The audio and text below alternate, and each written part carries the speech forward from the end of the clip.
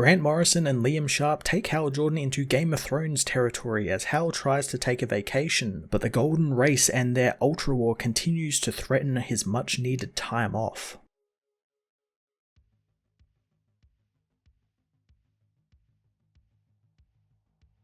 Grant Morrison again pulls from Green Lantern lore and returns to Athmora and the sword and sorcery settings as we enter the final arc of the series. I love the swerve from hardcore sci-fi cosmic stuff from the last couple of issues to medieval swords and sorcery storytelling, with Morrison pulling from Game of Thrones, Lord of the Rings and Conan the Barbarian, all to perfectly continue the Ultra War storyline in a neat bit where Hal, along with us readers, are kinda shocked to find that the Ultra War is still continuing across the multiverse, especially given that Hal thought that he stopped it last issue. Morrison also continues tying in heaps of other current DC cosmic stuff, making references to newer Lanterns like Joe Mullen and the Teen Lantern from Young Justice, as well as setting the stage for putting all of the toys back into the box after he's done the series and the old Guardians making a comeback. Hal also just telling the Guardians to just fuck off and leave for vacation was just so on brand for Hal Jordan, and I loved it. And I love that when the Golden Race still came, he stepped up to fight because he is Hal Jordan, he is the Green Lantern. Involving his classic villains in it also was quite genius as well. I had a feeling that Morrison wouldn't leave people like Hector Hammond or Black Hand out of this story, and I'm so happy he got to weave them in for the big finale. Liam Sharp, I think, here ups his ante even more, if that's even possible, drawing just some of the most intricately detailed pages I've seen him do so far. I love all of the fantasy stuff he was going for with giant maps as well as backgrounds with travel paths all on them and everything, stuff like you see in Lord of the Rings. Then there is his Hector Hammond design, which was totally wacky and very Alice in Wonderland inspired, which makes sense given that Hal's journey throughout this whole series has had hints of that story in it as well. The Green Lantern Season 2 Issue 11 begun at the end of Grant Morrison and Liam Sharp's incredible time on the character, taking Hal into sword and sorcery territory for a grand finale featuring more Ultra War goodness, classic Lantern villains, and Hal Jordan wielding a huge green sword. It's all fantastic. I'm going to give this issue a 10 out of 10.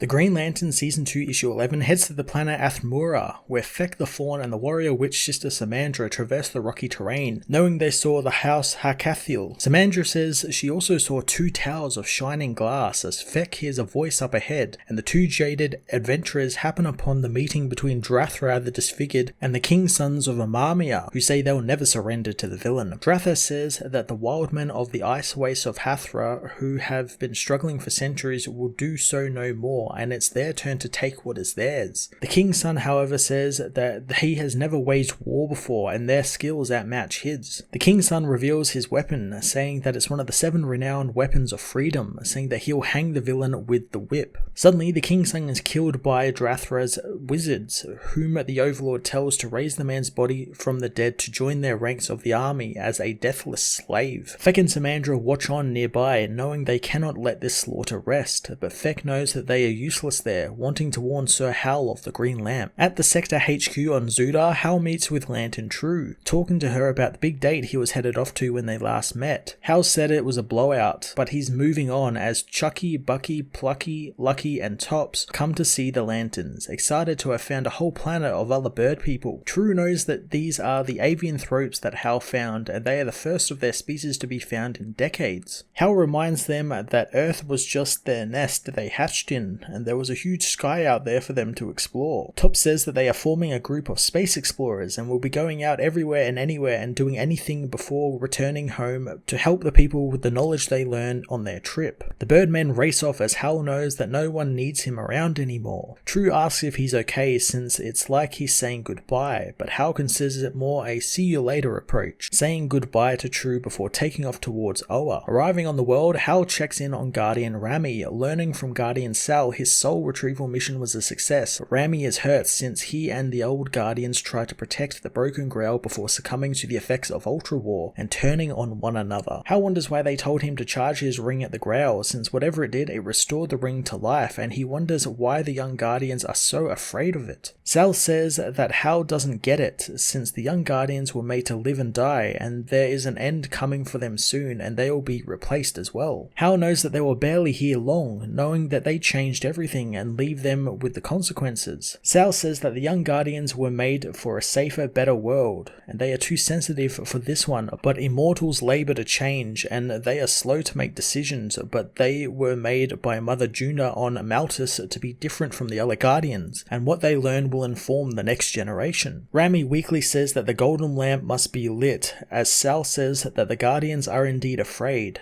of the Ultra War and the primordial powers, with Hal already having faced the golden race, but for them it began 3 billion years ago when Oa was Maltus. In the past, the Manhunters detect an advanced lost civilization on the planet, as Sal talks about the Nomad Empire moving from star to star with the great seasons of the cosmos, leaving traces of its passage to the planets it plunders. The Manhunters are taken by the Empire, who think of them as simple toys, while Sal says that everything was destroyed by the playthings of the Nomad Empire, with data suggesting that they can dismantle advanced civilizations in weeks, and evidence of their spread still remains on thousands of worlds, remembered as the Magistry of the Golden Race, and now the Nomad Empire returns. Hal remembers fighting the Golden Giants with the Flash, and Sal knows that the Guardians thought the Giants were gone forever, and all that remained were just traces of them, but the Golden Probes still searched for something. Hal knows that it was Zundinel who made it to Earth 15 and survived by feeding off the Cosmic Grail. Sal says that the power battery on Oa exists as a hyper-object in multiple parallel Earths, and it's one of many echoes of a primary power source, remembered by some as the Golden Lamp.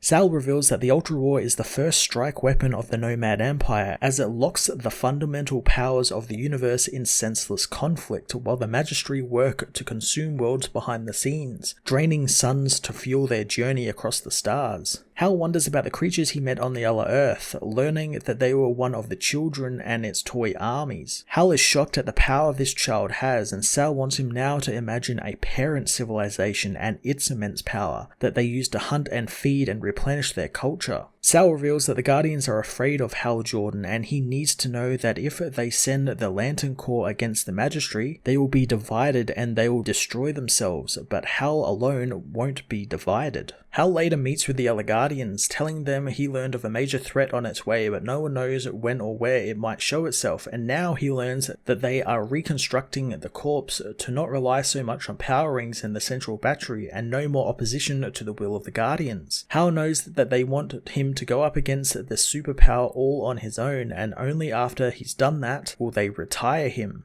The Guardians say that what Hal represents is problematic, since he is reckless, so they need new strategies, and there are other candidates such as Joe Mullen or Kelly Quintella that are better suited for these tasks. They say for the last bit of his service, he is to engage the Golden Race once more at the time of their next incursion point. Hal goes to leave, angering the Guardians, who say their report isn't over, but Hal gets the picture, knowing that he has to leave. The Guardians want him to surrender his power ring, but Hal says the AI in the ring has a right to choose for itself, so the ring says that it has to leave as well. Taking his leave from the planet, the ring knows that they are headed to Athmora, a world it does not like. Hal knows that this is the one place they can relax and get away from all of this, and the ring can as well, telling it to take a vacation, since the Nomad Empire can wait until they are ready. Hal heads off to Athmora as the Guardians soon find the incursion point of the Golden Race, knowing that they are going to Athmora. On the planet, Hal is excited to see Glendor's coastline, hoping the ring is recording the rock formations. Hal says that he loves it on the planet since he can be himself, but the ring asks which self though, reminding Hal that the intelligence engine of the planet makes it so that Athmora's culture doesn't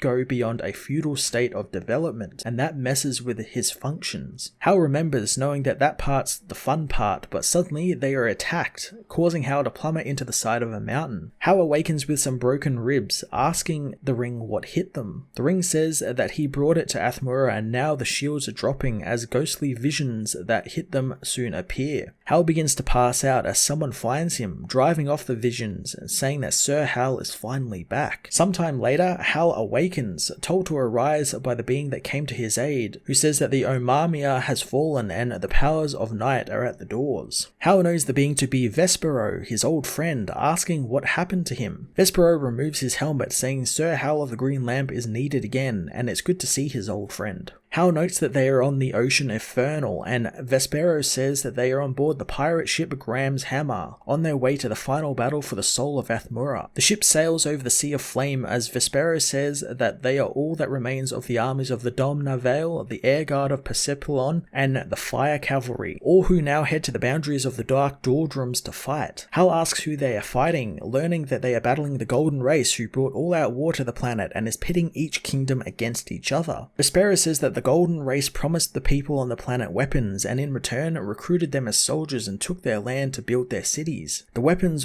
also bought the service of Drathra the Damned, who signed away his father's kingdom, but now that Hal is there, not all is lost. Soon Vespero spots the Fey folk escaping from an unseen threat as Hal notices his ring is gone, asking what happened while he was unconscious, so Vespero gives him a green sword, the sword of the Champion of Jade, which was shattered in her war with the Warren of the Woe, and reforged by Master Smith Cobalt Rock. He says that they are all called to battle once more as the age is summoned to its red demise and all the world is burning. Hal notices that some technodactyls in the sky, having seen them before, and it means that they are here. They are the Golden Giants in the Nomad Empire, making Hal realize that Ultra War is still happening. Hal uses a spyglass to see not only the Nomad Empire is there, but also Black Hand, Major Disaster, and more of his enemies from Earth as well. He asks how that's even possible, as a voice says that when the Golden Race came to him, he accepted their offer, having dreamed of this, and they will witness the final fate of the Green Lantern. The voice belongs to Hector Hammond, who says that this is a trap made solely for Hal Jordan, and Hyperwoman sends her regards, revealing that he also has Hal's power ring now, having slaved it to the broken lamp so it will now only follow his will. The ring chants for it to kill Jordan, as Hector asks if he is going to dare to challenge him, as Hal raises his jade sword, accepting the villain's challenges.